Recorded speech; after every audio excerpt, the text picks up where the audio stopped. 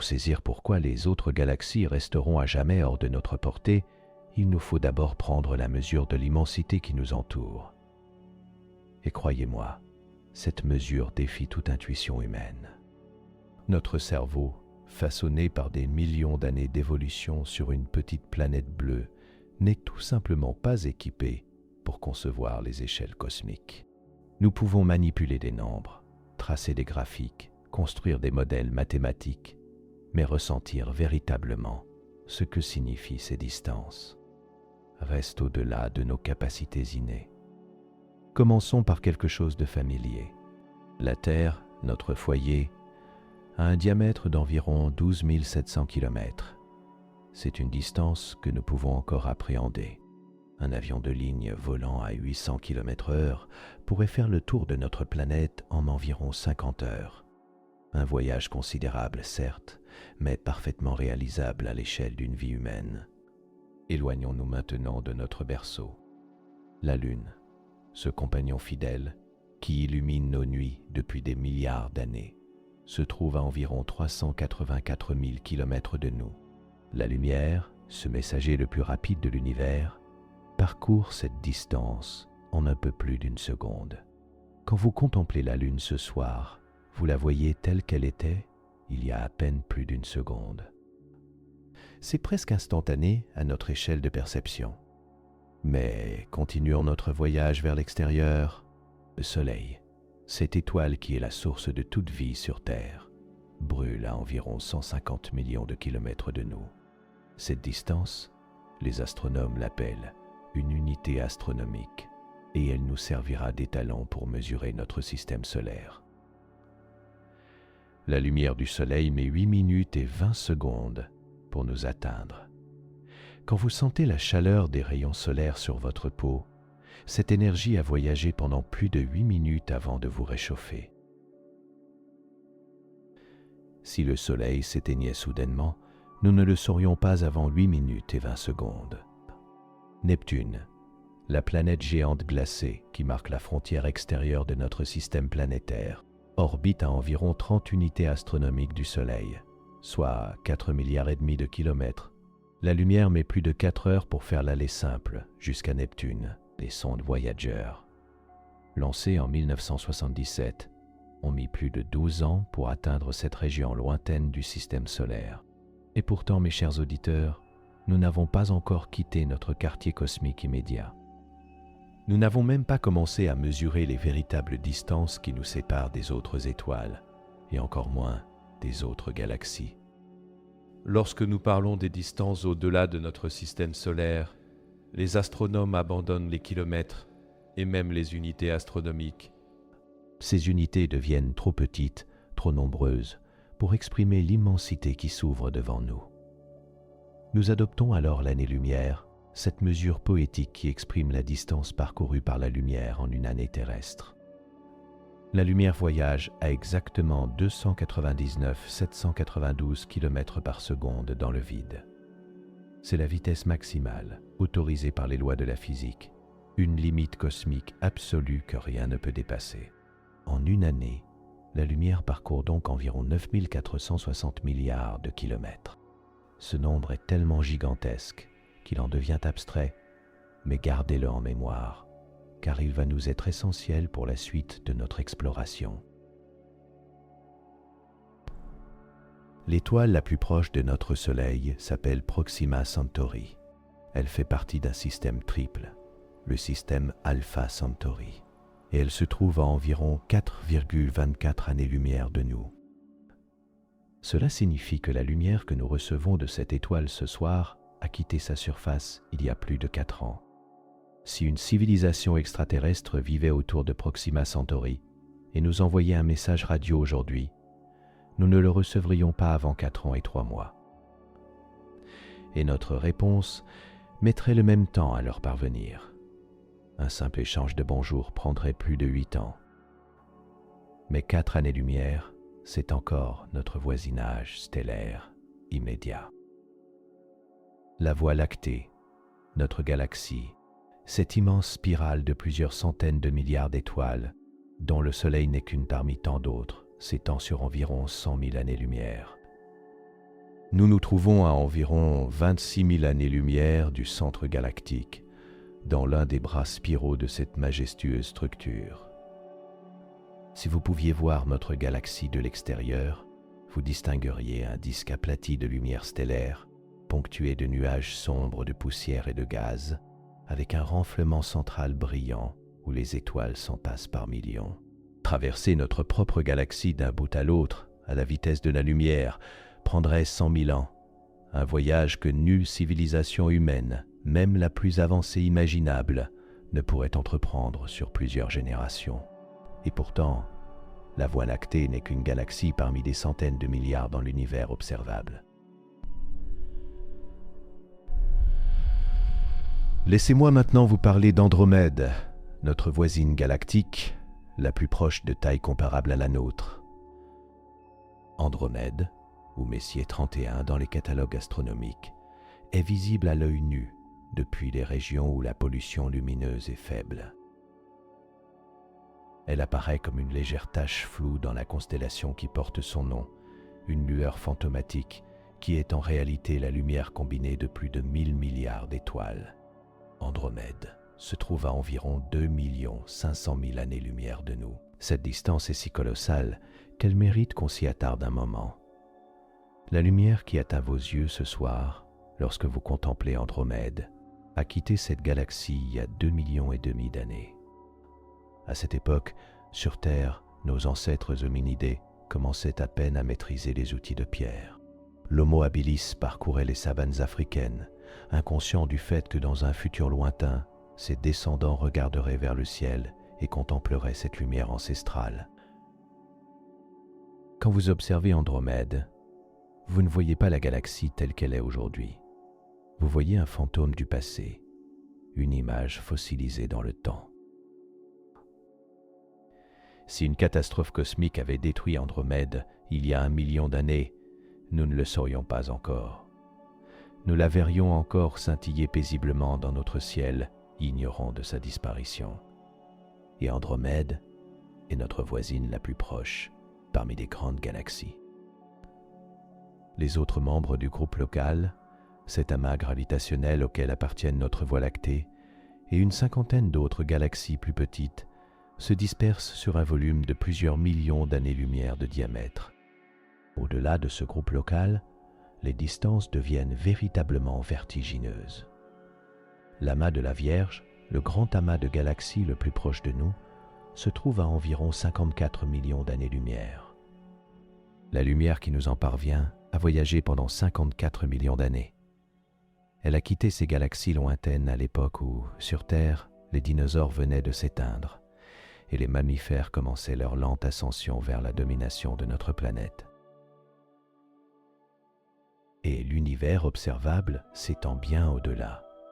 Les télescopes les plus puissants que nous ayons construits, comme le télescope spatial James Webb, peuvent détecter des galaxies situées à plus de 13 milliards d'années-lumière de nous.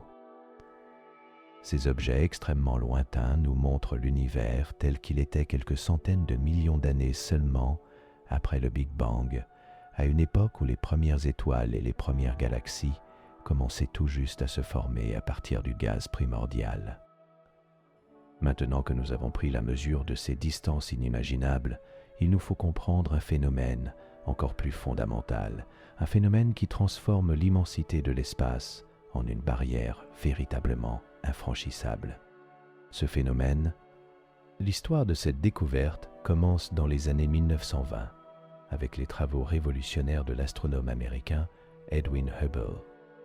À cette époque, le débat faisait rage dans la communauté astronomique pour savoir si les nébuleuses spirales observées dans le ciel étaient des structures appartenant à notre Voie lactée, ou si elles constituaient des univers-îles séparés, des galaxies à part entière situées à des distances immenses.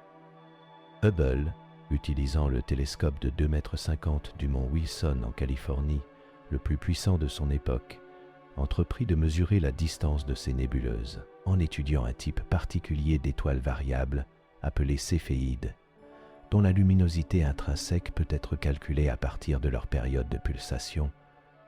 Hubble parvint à établir que la nébuleuse d'Andromède se trouvait bien au-delà des limites de notre galaxie. Il venait de prouver que l'univers était immensément plus grand que tout ce qu'on avait imaginé jusqu'alors. Mais ce n'était que le début de ses découvertes. En mesurant systématiquement les distances et les vitesses de récession de nombreuses galaxies, Hubble mit en évidence une relation stupéfiante. Plus une galaxie était éloignée de nous, plus elle s'éloignait rapidement. Cette relation, connue aujourd'hui sous le nom de loi de Hubble-Lemaître, allait révolutionner notre compréhension de l'univers. Il faut noter ici que le physicien belge Georges Lemaître avait en réalité proposé cette relation 2 ans avant Hubble, en 1927, en se basant sur les équations de la relativité générale d'Einstein. Mais les travaux de Lemaître, publiés en français dans une revue belge peu diffusée, restèrent largement méconnus jusqu'à ce que Hubble publie ses observations en 1929. La loi de Hubble-Lemaître peut s'exprimer de manière simple. La vitesse à laquelle une galaxie s'éloigne de nous est proportionnelle à sa distance. Plus précisément, pour chaque mégaparsec de distance supplémentaire, soit environ 3,26 millions d'années-lumière, la vitesse de récession augmente d'environ 70 km par seconde. Ce chiffre est appelé la constante de Hubble, et les mesures les plus récentes la situent entre 67 et 74 km par seconde par mégaparsec, une légère incertitude qui fait d'ailleurs l'objet de débats intenses dans la communauté cosmologique actuelle. Cette relation implique quelque chose de profond sur la nature de l'univers. Ce ne sont pas les galaxies qui se déplacent à travers un espace fixe. C'est l'espace lui-même qui s'étire, qui s'étend, qui grandit. Imaginez des points dessinés sur un ballon de baudruche qu'on gonfle. À mesure que le ballon se dilate, tous les points s'éloignent les uns des autres, et plus 2 points sont éloignés au départ, plus ils s'éloignent rapidement. C'est exactement ce qui se passe dans notre univers. Cette expansion n'a pas de centre. Chaque point de l'univers voit toutes les autres galaxies s'éloigner de lui. Un observateur sur une planète d'Andromède verrait notre Voie lactée s'éloigner, tout comme nous voyons Andromède s'éloigner. Il n'y a pas de point privilégié, pas de centre de l'expansion. L'univers est homogène et isotrope à grande échelle, c'est-à-dire qu'il apparaît le même dans toutes les directions et depuis tous les points de vue. Mais voici où les choses deviennent véritablement extraordinaires et où notre espoir de voyager vers d'autres galaxies commence à s'évanouir. En 1998, 2 équipes indépendantes d'astronomes, l'une dirigée par Saul Perlmutter et l'autre par Brian Schmidt et Adam Ries, firent une découverte qui leur vaudrait le prix Nobel de physique en 2011. En étudiant des supernovae de type EA, ces explosions stellaires dont la luminosité intrinsèque est parfaitement connue et qui servent de chandelle standard pour mesurer les distances cosmiques, ils découvrirent que l'expansion de l'univers n'était pas en train de ralentir. Comme on s'y attendait, elle accélérait. Cette découverte était complètement inattendue. La logique aurait voulu que la gravité, cette force attractive qui agit entre toutes les masses de l'univers, freine progressivement l'expansion initiale du Big Bang. On s'attendait à ce que l'univers ralentisse, comme un ballon lancé en l'air, qui perd de la vitesse à mesure qu'il s'élève contre la gravité terrestre. Peut-être même, l'univers finirait-il par s'effondrer sur lui-même dans un Big Crunch, l'inverse symétrique du Big Bang. Mais les observations racontaient une toute autre histoire. Non seulement l'univers ne ralentissait pas, mais il accélérait sa course vers l'infini. Quelque chose, une force mystérieuse, une énergie invisible poussait l'univers à s'étendre de plus en plus vite. Les cosmologistes baptisèrent cette force l'énergie sombre ou énergie noire. Ne vous laissez pas tromper par ce nom évocateur. L'énergie sombre n'a rien de particulièrement sinistre ou maléfique. Elle est sombre simplement parce qu'elle ne rayonne pas de lumière, parce qu'elle est invisible et qu'elle n'interagit avec la matière ordinaire que par son effet gravitationnel, ou plus précisément par son effet antigravitationnel. Nous ne savons pas ce qu'est l'énergie sombre. C'est l'un des plus grands mystères de la physique contemporaine. Elle pourrait être une propriété intrinsèque de l'espace lui-même, ce que les physiciens appellent une constante cosmologique. Elle pourrait être une forme d'énergie du vide, liée aux fluctuations quantiques qui animent le tissu même de la réalité. Elle pourrait être quelque chose de complètement différent, quelque chose que nos théories actuelles ne peuvent même pas concevoir. Ce que nous savons, c'est qu'elle représente environ 68% de la densité énergétique totale de l'univers. La matière ordinaire, celle dont sont faits les étoiles, les planètes, votre corps et tout ce que vous pouvez voir et toucher, ne représente qu'environ 5%. La matière noire, cette autre substance mystérieuse qui n'émet pas de lumière, mais exerce une attraction gravitationnelle, en constitue environ 27%. L'univers dans lequel nous vivons est dominé par des composantes invisibles et largement incomprises. Et l'énergie sombre, en accélérant l'expansion de l'univers, est en train de nous isoler progressivement du reste du cosmos. Pour comprendre pourquoi cette accélération est si fatale à nos espoirs de voyage intergalactique, il nous faut introduire un concept fondamental, l'horizon cosmique. Imaginez que vous êtes sur un navire au milieu de l'océan. Autour de vous, vous pouvez voir jusqu'à une certaine distance, limitée par la courbure de la Terre. Au-delà de cette distance, la surface de l'eau disparaît sous l'horizon. Des navires situés au-delà de cet horizon sont invisibles pour vous. L'univers possède des horizons similaires, mais bien plus fondamentaux et bien plus absolus. Le premier est l'horizon des particules, ou horizon cosmologique. C'est la distance maximale depuis laquelle la lumière a pu nous parvenir depuis le Big Bang. L'univers ayant environ 13,8 milliards d'années, on pourrait penser naïvement que nous ne pouvons voir qu'à 13,8 milliards d'années-lumière. Mais en raison de l'expansion de l'univers, les objets les plus lointains que nous observons se sont considérablement éloignés depuis que leur lumière nous a quittés. L'univers observable a ainsi un rayon d'environ 46 milliards d'années-lumière, ce qui donne un diamètre de l'ordre de 93 milliards d'années-lumière. Mais il existe un autre horizon plus pertinent pour notre discussion, l'horizon des événements cosmiques, ou horizon de Hubble. C'est la distance à partir de laquelle les galaxies s'éloignent de nous plus vite que la vitesse de la lumière. Oui, vous avez bien entendu, plus vite que la vitesse de la lumière. Cela peut sembler contredire la relativité restreinte d'Einstein, qui affirme que rien ne peut voyager plus vite que la lumière. Mais cette limite s'applique au mouvement des objets à travers l'espace. L'expansion de l'espace lui-même n'est pas soumise à cette limite. L'espace peut s'étirer aussi vite qu'il le veut, et les galaxies qui l'emportent avec lui peuvent ainsi s'éloigner de nous à des vitesses supraluminiques. Actuellement, l'horizon de Hubble se trouve à environ 14 milliards d'années-lumière de nous. Les galaxies situées au-delà de cette distance s'éloignent de nous plus vite que la lumière.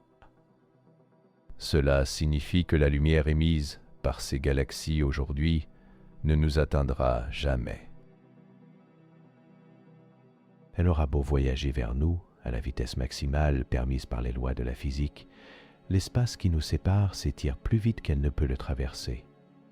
C'est comme essayer de courir vers la sortie d'un couloir qui s'allonge plus vite que vous ne pouvez courir. Et à cause de l'accélération de l'expansion due à l'énergie sombre, cet horizon se rapproche. De plus en plus de galaxies passent derrière cet horizon chaque jour, chaque heure, chaque seconde. Des galaxies que nous pouvons encore voir aujourd'hui, dont la lumière ancienne nous parvient encore, sont déjà au-delà de notre portée. Même si nous partions maintenant à la vitesse de la lumière, nous ne les rattraperions jamais.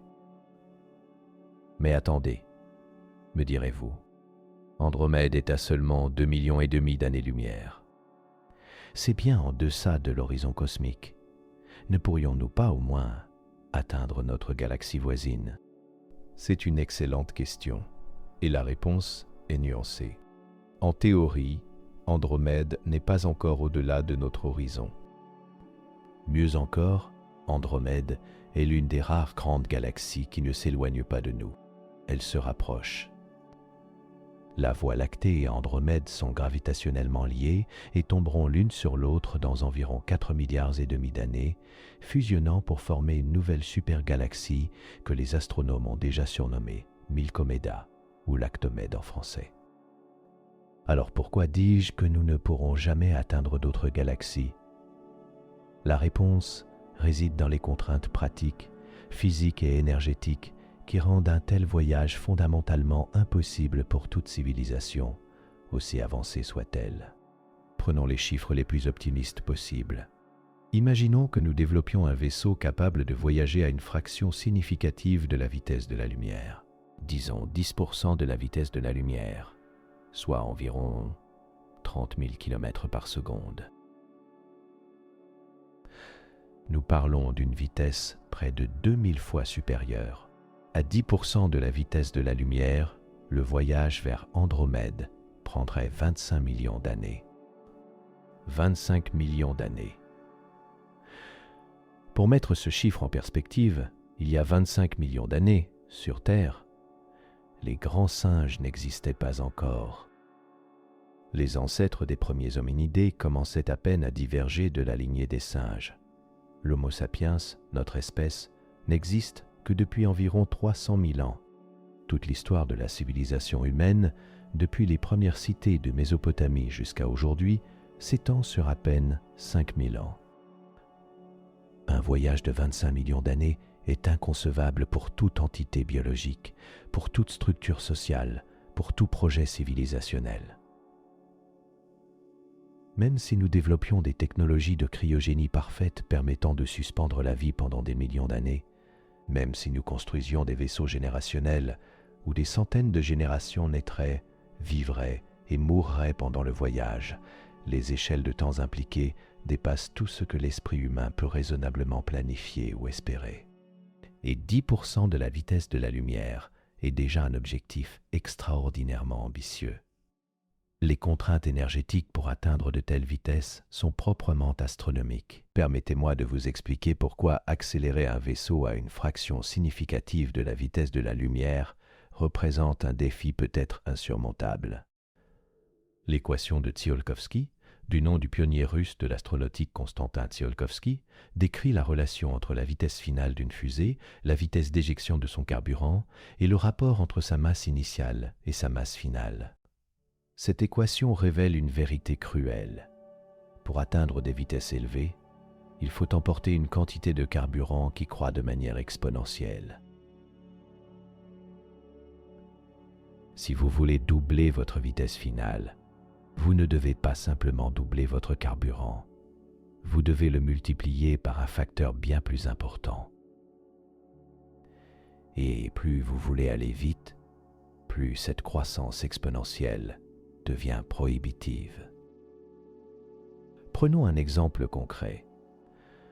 Pour accélérer un vaisseau d'une tonne à 10% de la vitesse de la lumière, en utilisant les meilleures technologies de propulsion chimique disponibles aujourd'hui, il faudrait une quantité de carburant équivalente à plusieurs fois la masse de l'univers observable. Ce n'est pas une exagération rhétorique. C'est le résultat mathématique de l'équation de Tsiolkovsky appliquée aux vitesses relativistes.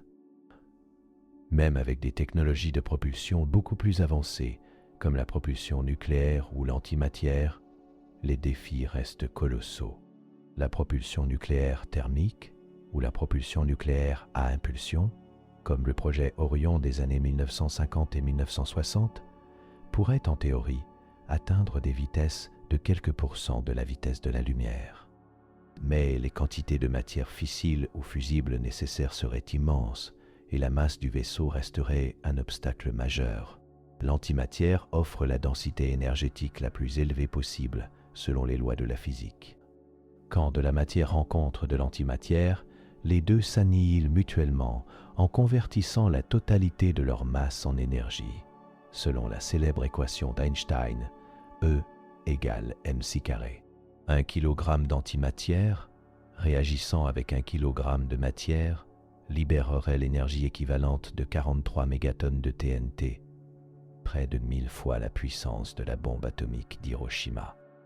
Mais produire de l'antimatière est extraordinairement coûteux et inefficace. Les accélérateurs de particules du CERN produisent chaque année quelques nanogrammes d'antimatière, à un coût de plusieurs milliards d'euros. Pour propulser un vaisseau de 1000 tonnes à 10% de la vitesse de la lumière, il faudrait des centaines de tonnes d'antimatière, une quantité que l'humanité ne pourrait produire qu'en des millions d'années avec ses technologies actuelles, même en y consacrant toutes ses ressources énergétiques. Certains esprits optimistes invoquent alors des technologies plus exotiques, des concepts qui repoussent les limites de notre compréhension physique. Les voiles solaires ou les voiles laser, par exemple, proposent de propulser des vaisseaux, non pas en éjectant de la masse, mais en captant la pression de rayonnement de la lumière.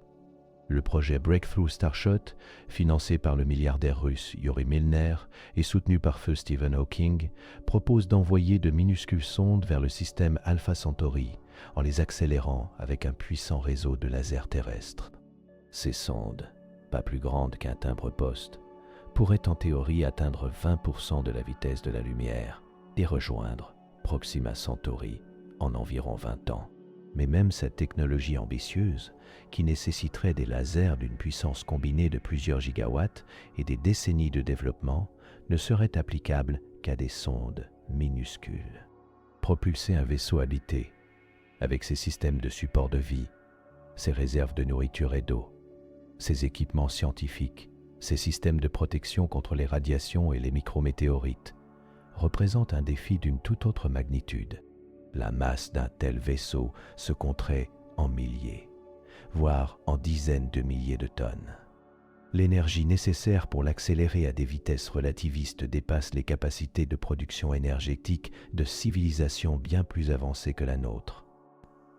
D'autres évoquent des concepts encore plus spéculatifs, comme le moteur d'Alcubierre. Proposé en 1994 par le physicien mexicain Miguel Alcubierre, ce concept théorique suggère qu'il serait possible de créer une boule de distorsion de l'espace-temps autour d'un vaisseau.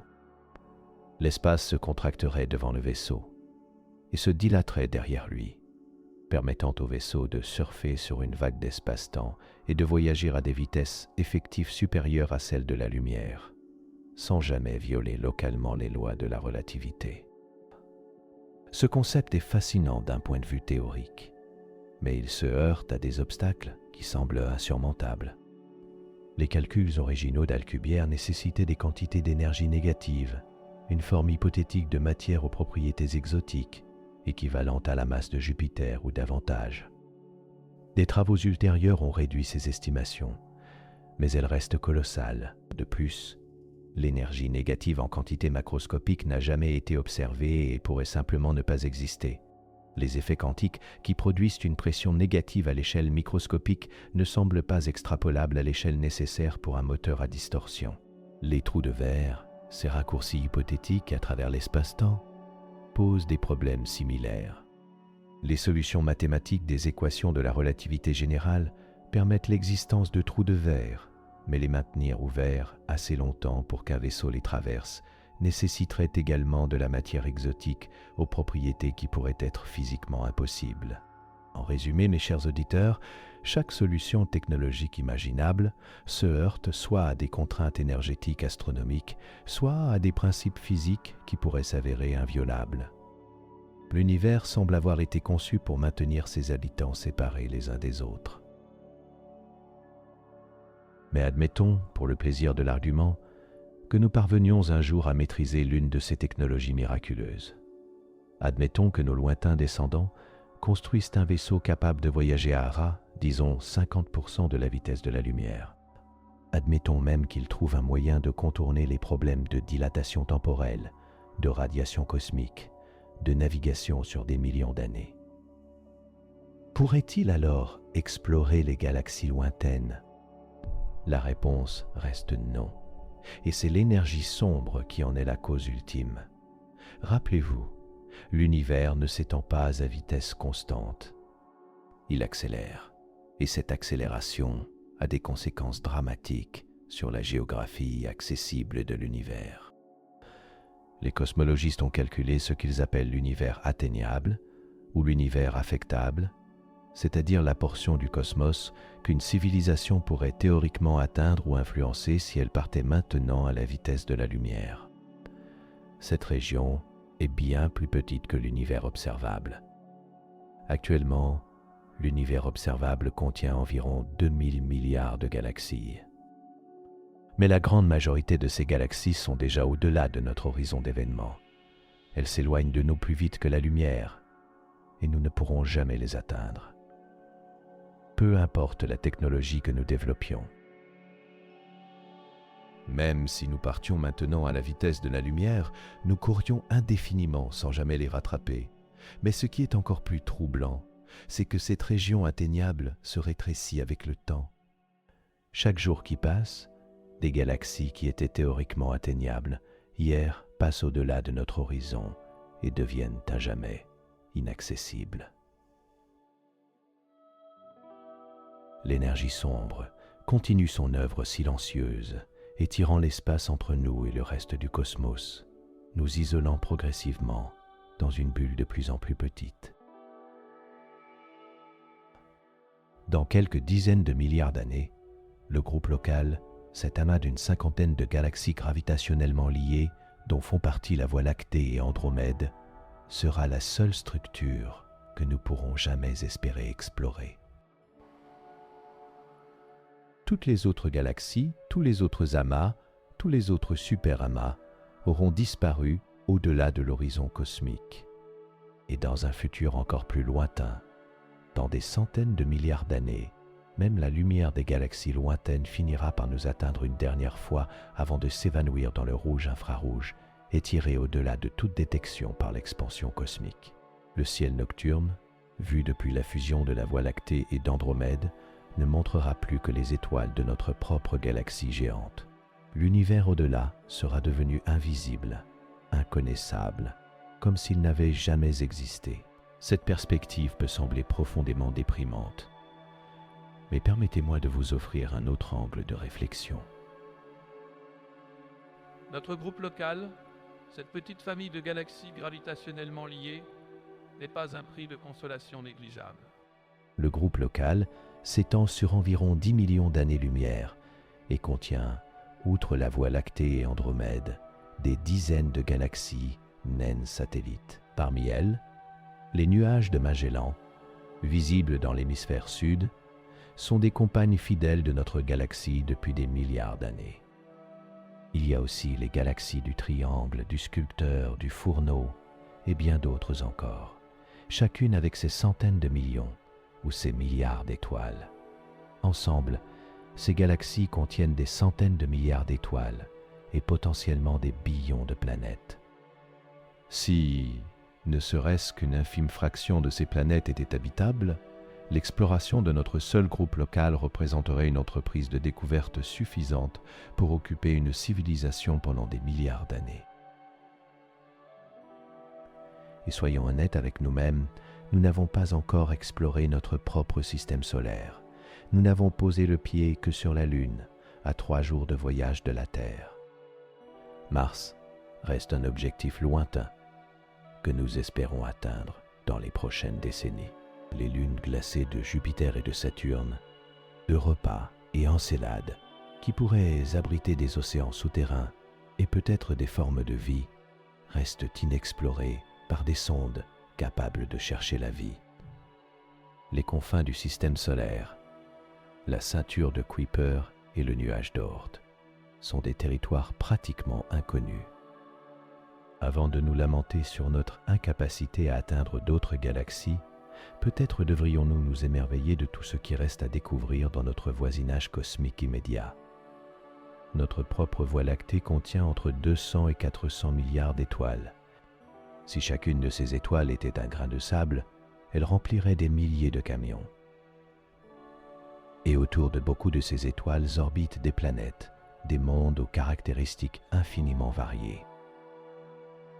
les observations du télescope spatial Kepler et de son successeur TESS ont révélé que les planètes sont extrêmement communes dans l'univers. On estime qu'il y a en moyenne au moins une planète par étoile dans notre galaxie. Cela signifie des centaines de milliards de planètes dans la Voie lactée seule. Certaines de ces planètes se trouvent dans la zone habitable de leur étoile, cette région où l'eau liquide pourrait exister à la surface. Les estimations suggèrent qu'il pourrait y avoir des milliards de planètes potentiellement habitables rien que dans notre galaxie.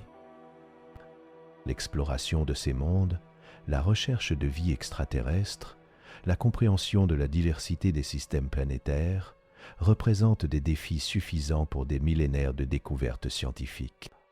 Nous n'avons pas besoin d'atteindre d'autres galaxies pour satisfaire notre soif de connaissance et d'exploration. Mais revenons aux galaxies lointaines et à ce que leur inaccessibilité nous enseigne sur la nature de l'univers et notre place en son sein. L'un des aspects les plus frappants de cette situation est qu'elle n'a pas toujours été ainsi. Dans le passé lointain, l'univers était beaucoup plus dense et plus compact. Les galaxies qui sont aujourd'hui à des milliards d'années-lumière de nous étaient autrefois beaucoup plus proches. Et dans le futur lointain, elles seront infiniment plus éloignées, au-delà de tout espoir de contact. Nous vivons à une époque particulière de l'histoire cosmique, une époque où nous pouvons encore voir la lumière de ces galaxies lointaines, où nous pouvons encore étudier leur structure et leur évolution, où nous pouvons encore contempler la richesse et la diversité de l'univers. Dans quelques centaines de milliards d'années, une civilisation vivant dans la fusion de la Voie lactée et d'Andromède n'aurait aucun moyen de savoir que d'autres galaxies existent. Le ciel nocturne ne montrerait que les étoiles de leur propre galaxie, et rien au-delà. Cette civilisation future pourrait en venir à croire que l'univers se limite à leur galaxie. Sans les indices visuels des galaxies lointaines, sans la capacité de mesurer le décalage vers le rouge de leur lumière, sans la possibilité d'observer le fond diffus cosmologique, elle pourrait construire une cosmologie radicalement différente de la nôtre. Elle ignorerait le Big Bang, l'expansion de l'univers, l'existence des milliards de galaxies qui peuplent le cosmos. C'est une pensée humiliante. Notre compréhension de l'univers dépend de notre époque d'observation. Nous avons la chance de vivre à un moment où les preuves de l'histoire cosmique sont encore accessibles. Mais cette fenêtre se fermera un jour, et les générations futures, si elles existent encore, seront condamnées à une vision beaucoup plus limitée du cosmos. Cette réflexion nous amène naturellement à une question philosophique plus profonde. Que signifie cette isolation cosmique pour notre espèce, pour notre civilisation, pour notre quête de sens dans l'univers? L'humanité a toujours été une espèce d'explorateur. Depuis que nos ancêtres ont quitté l'Afrique, il y a des dizaines de milliers d'années, nous n'avons cessé de repousser les frontières du monde connu. Nous avons traversé des océans, escaladé des montagnes, exploré des déserts, atteint les pôles. Nous avons envoyé des hommes sur la Lune et des robots sur Mars. Cette pulsion exploratrice semble inscrite dans notre nature même. Et pourtant, l'univers nous impose une limite absolue. Il y a des endroits où nous ne pourrons jamais aller, des choses que nous ne pourrons jamais voir de près, des mystères que nous ne pourrons jamais résoudre par l'observation directe. Les galaxies lointaines resteront à jamais des points de lumière dans nos télescopes, jamais des destinations pour nos vaisseaux. Cette limite peut être vécue comme une prison cosmique, une condamnation à la solitude éternelle dans un océan d'espace vide. Mais elle peut aussi être vécue comme une invitation à l'humilité, à la reconnaissance de notre petitesse face à l'immensité, et paradoxalement, à une forme de libération.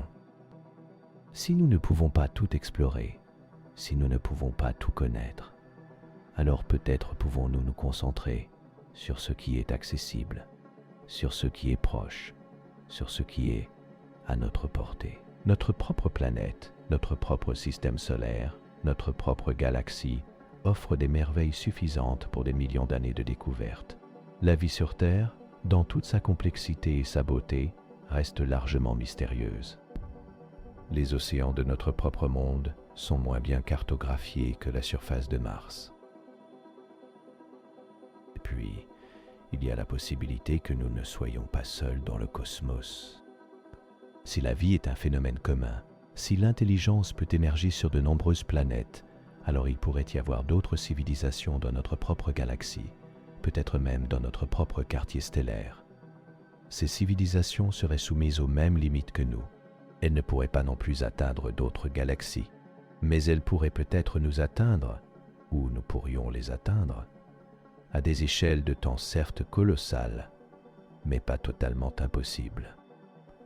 Le paradoxe de Fermi, cette question troublante de savoir pourquoi nous n'avons pas encore détecté de signes de vie intelligente extraterrestre, alors que la galaxie devrait en être remplie, prend une coloration particulière à la lumière de ces réflexions.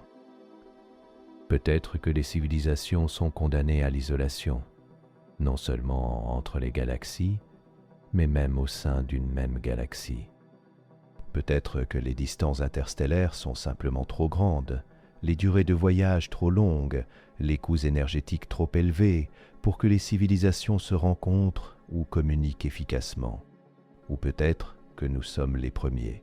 Peut-être que la vie intelligente est un phénomène récent dans l'histoire de l'univers et que nous faisons partie de la première vague de civilisations à émerger. Dans ce cas, l'univers serait vide, non pas parce qu'il est hostile à la vie, mais simplement parce qu'il n'a pas encore eu le temps de le peupler. Laissez-moi vous parler maintenant d'un concept fascinant que les physiciens appellent le principe cosmologique. Ce principe affirme que l'univers, vu à grande échelle, est homogène et isotrope. Cela signifie qu'il n'y a pas de direction privilégiée, pas de centre, pas de bord. L'univers apparaît le même dans toutes les directions et depuis tous les points de vue. Cette homogénéité a une conséquence intéressante. Si nous ne pouvons pas atteindre les galaxies lointaines, elles ne peuvent pas non plus nous atteindre. L'isolation est mutuelle. Les éventuelles civilisations qui pourraient exister dans ces galaxies distantes font face aux mêmes limitations que nous. Elles regardent peut-être vers nous en ce moment, contemplant la lumière de notre galaxie telle qu'elle était il y a des millions d'années, se demandant si quelqu'un vit parmi ces étoiles lointaines. Mais elles ne viendront jamais nous rendre visite et nous n'irons jamais les voir. L'espace entre nous est un désert infranchissable, un océan sans vagues et sans rivages, une séparation absolue que nulle technologie ne peut combler. Cette situation est unique dans l'histoire de l'exploration humaine. Chaque frontière que nous avons rencontrée auparavant était une frontière technique ou logistique. Les océans étaient infranchissables jusqu'à ce que nous construisions des navires capables de les traverser. Les cieux étaient inaccessibles jusqu'à ce que nous inventions l'aviation. L'espace était hors de portée jusqu'à ce que nous développions la propulsion fusée. Mais la frontière des autres galaxies est différente. Ce n'est pas une frontière technique, c'est une frontière fondamentale, inscrite dans les lois mêmes de la physique et la structure de l'espace-temps.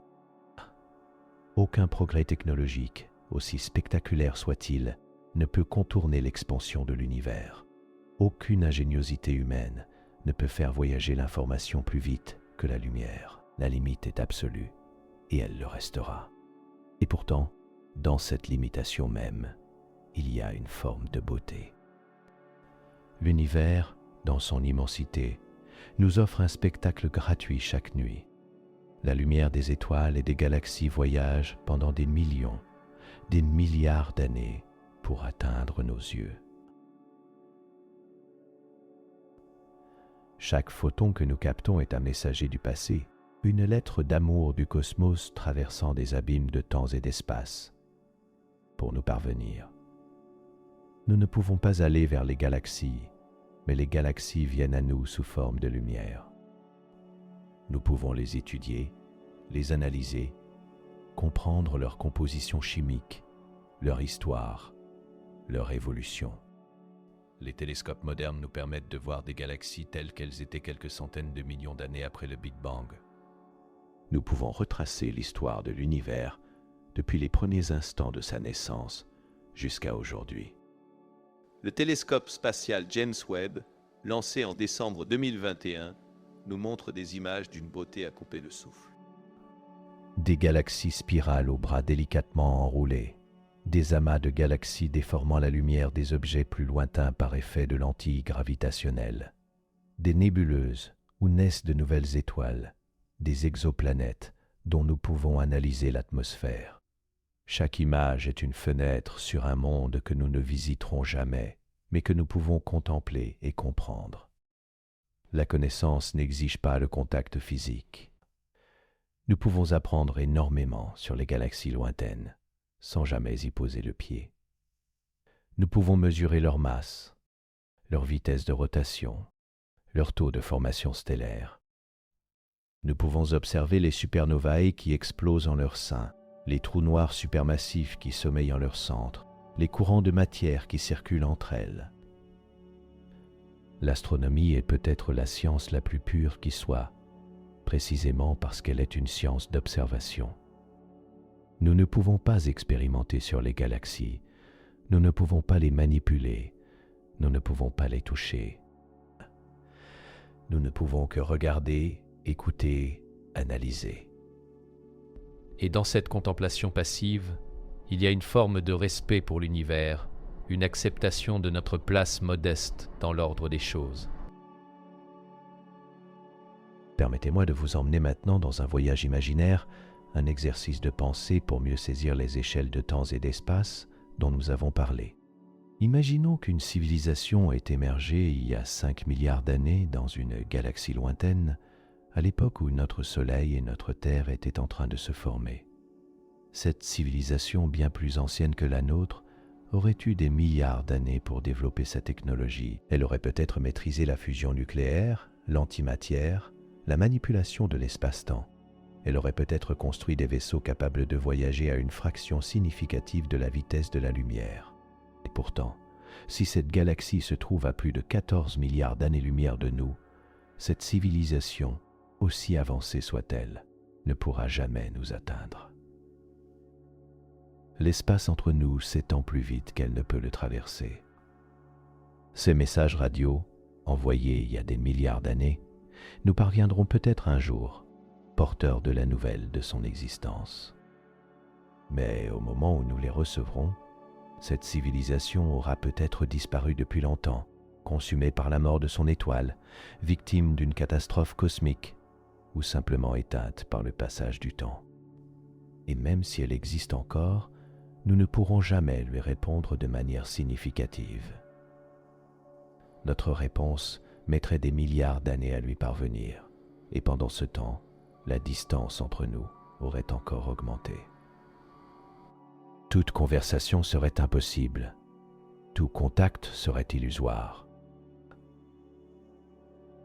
Cette solitude cosmique est peut-être le prix à payer pour vivre dans un univers en expansion. L'alternative, un univers statique et éternel, poserait d'autres problèmes, notamment celui du paradoxe d'Olbers. Si l'univers était infini et statique, chaque ligne de visée finirait par rencontrer une étoile et le ciel nocturne serait uniformément brillant. Le fait que le ciel soit sombre la nuit est une preuve de l'expansion de l'univers, de son âge fini et de la limitation de la lumière. Qui peut nous parvenir? Revenons sur Terre un instant et réfléchissons à ce que ces connaissances impliquent pour notre civilisation. Nous vivons à une époque charnière de l'histoire humaine. Pour la première fois, nous comprenons notre place dans l'univers avec une précision scientifique remarquable. Nous savons que nous vivons sur une petite planète rocheuse en orbite autour d'une étoile ordinaire, dans la banlieue d'une galaxie parmi des milliards d'autres. Nous savons que l'univers a commencé il y a 13,8 milliards d'années, dans un état extraordinairement dense et chaud, et qu'il s'étend depuis lors. Nous savons que cette expansion s'accélère et finira par nous isoler définitivement du reste du cosmos. Cette connaissance est à la fois un privilège et une responsabilité. Nous sommes peut-être la seule espèce sur Terre capable de contempler l'univers et de comprendre sa structure. Nous sommes certainement la seule capable de préserver cette connaissance et de la transmettre aux générations futures. Si l'humanité disparaissait demain, emportant avec elle ses bibliothèques, ses bases de données, ses télescopes et ses ordinateurs, tout ce savoir serait perdu. Les galaxies continueraient à briller dans le ciel nocturne, mais il n'y aurait personne pour les contempler, personne pour s'émerveiller de leur beauté, personne pour comprendre leur nature. Peut-être est-ce là notre mission cosmique, si l'on peut employer un tel terme. Non pas de conquérir l'univers, non pas de coloniser les galaxies, mais simplement de les comprendre, de les apprécier, de témoigner de leur existence. Nous sommes peut-être le moyen par lequel l'univers prend conscience de lui-même, le miroir dans lequel il se contemple. Le fait que le ciel soit sombre la nuit est une preuve de l'expansion de l'univers, de son âge fini et de la limitation de la lumière qui peut nous parvenir. Cette idée exprimée par le cosmologiste Carl Sagan et bien d'autres avant lui a une résonance particulière à la lumière de notre discussion. Si nous ne pouvons pas aller vers les étoiles lointaines, les étoiles viennent à nous sous forme de lumière. Cette lumière, capturée par nos yeux et nos instruments, transformée en images et en données, analysée par nos esprits et nos ordinateurs, devient connaissance. Elle devient une partie de nous. Avant de conclure notre voyage de ce soir, permettez-moi d'aborder une dernière question que certains d'entre vous se posent peut-être. Et si nous avions tort ? La science progresse par remise en question. Ce que nous tenons pour vrai aujourd'hui pourrait être révisé demain à la lumière de nouvelles observations ou de nouvelles théories. L'histoire de la physique est jalonnée de révolutions conceptuelles qui ont bouleversé notre compréhension du monde. La mécanique quantique et la relativité générale, les deux piliers de la physique moderne, étaient impensables il y a un siècle et demi. Pourrait-il y avoir des aspects de la physique que nous ne comprenons pas encore, des principes que nous n'avons pas découverts, des technologies que nous ne pouvons pas imaginer qui rendraient le voyage intergalactique possible? C'est une question légitime, et il serait présomptueux d'affirmer avec certitude absolue que nous connaissons toutes les lois de la physique. Peut-être que dans 1000 ans ou dans 1 million d'années, nos descendants regarderont nos affirmations actuelles avec la même condescendance amusée que nous réservons aux croyances des anciens. Mais il y a des raisons de penser que certaines limites sont fondamentales et non contournables. La vitesse de la lumière comme limite maximale n'est pas une simple observation empirique. Elle découle de la structure même de l'espace-temps, telle que décrite par la relativité restreinte d'Einstein. Cette théorie a été vérifiée des millions de fois, dans des conditions extrêmement variées, avec une précision extraordinaire. Les GPS que nous utilisons quotidiennement, les accélérateurs de particules, les réacteurs nucléaires, tous dépendent de la validité de la relativité. Pour que le voyage supraluminique soit possible, il faudrait que la relativité soit fondamentalement erronée et pas simplement incomplète. Or, chaque nouvelle expérience, chaque nouvelle observation confirme la relativité avec une précision croissante. Il est difficile d'imaginer une révision de la physique qui préserverait tous ces succès expérimentaux tout en ouvrant la porte au voyage plus rapide que la lumière. De même, l'expansion accélérée de l'univers est un fait observationnel solidement établi. Les mesures des supernovae lointaines, du fond diffus cosmologique, de la distribution des galaxies, convergent toutes vers le même résultat. L'univers est dominé par une forme d'énergie qui provoque une accélération de l'expansion. Cette énergie sombre pourrait être mieux comprise à l'avenir, mais il est peu probable que notre compréhension améliorée la fasse disparaître. Alors oui, il est possible que nous ayons tort. Mais les preuves actuelles suggèrent fortement que nous avons raison et que les autres galaxies resteront à jamais hors de notre portée. Et c'est ainsi, mes chers auditeurs, que nous arrivons au terme de notre exploration de ce soir. Nous avons voyagé à travers les échelles cosmiques, depuis notre petite Terre jusqu'aux confins de l'univers observable. Nous avons découvert l'expansion de l'univers, son accélération due à l'énergie sombre, et les horizons qui limitent à jamais notre portée. Nous avons compris que les distances intergalactiques ne sont pas simplement grandes, mais fondamentalement infranchissables. Même à la vitesse de la lumière, nous ne pourrions rattraper les galaxies lointaines qui s'éloignent de nous plus vite que nous ne pourrions les poursuivre. Et les contraintes énergétiques de la propulsion relativiste rendent même le voyage vers les galaxies proches pratiquement impossible. Mais nous avons aussi découvert que cette limitation n'est pas nécessairement une tragédie. Notre groupe local, avec ses dizaines de galaxies et ses centaines de milliards d'étoiles, offre des possibilités d'exploration suffisantes pour des millions d'années. Et même si nous ne pouvons pas toucher les galaxies lointaines, nous pouvons les contempler, les étudier, les comprendre. L'univers nous a donné des yeux pour le voir et un esprit pour le comprendre. C'est peut-être le plus grand cadeau que nous puissions recevoir. Chaque photon qui atteint notre rétine après un voyage de millions ou de milliards d'années est un message du cosmos, une invitation à l'émerveillement et à la réflexion. Alors, la prochaine fois que vous lèverez les yeux vers le ciel nocturne, pensez aux galaxies lointaines qui brisent au-delà de notre portée. Pensez aux civilisations qui pourraient les habiter, aussi isolées que nous dans l'immensité du cosmos. Et pensez à la chance extraordinaire que nous avons de vivre à une époque où nous pouvons encore les voir, les étudier et nous émerveiller de leur beauté. Car un jour, dans un futur très lointain, même cette lumière finira par s'évanouir. Les galaxies disparaîtront au-delà de l'horizon cosmique, emportant avec elles leurs secrets et leurs merveilles. Le ciel nocturne ne montrera plus que les étoiles de notre propre galaxie, vieillissantes et de moins en moins nombreuses. Mais ce jour est à des centaines de milliards d'années dans le futur. Pour l'instant, nous avons encore tout le cosmos à contempler, tout l'univers observable à explorer du regard. Profitons de ce spectacle tant qu'il nous est offert. Je vous remercie d'avoir écouté cette exploration des limites de notre univers.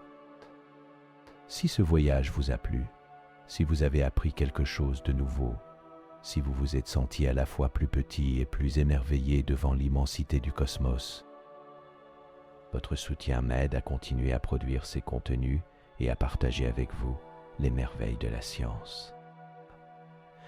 Et si vous ne l'avez pas encore fait, n'hésitez pas à vous abonner à la chaîne Les Sciences Nocturnes et à activer la cloche de notification pour ne manquer aucune de nos prochaines explorations. Nous avons encore tant de sujets fascinants à découvrir ensemble, tant de mystères à explorer, tant de questions à poser.